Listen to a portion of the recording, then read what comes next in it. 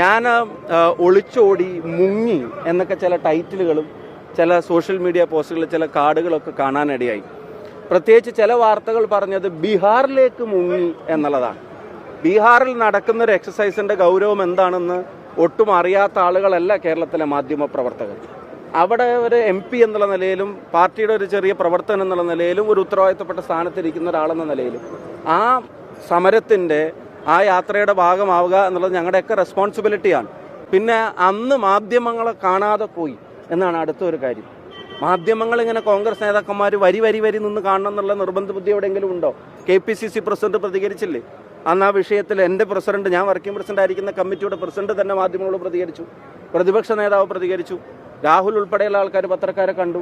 എല്ലാ കോൺഗ്രസ് നേതാക്കന്മാരും വരി നിന്ന് പത്രസമ്മേളനം നടത്തണം, കാര്യങ്ങൾ പറയുന്ന നിർബന്ധ ബുദ്ധിയോടെ എഴുതി വെച്ചിട്ടുണ്ടോ?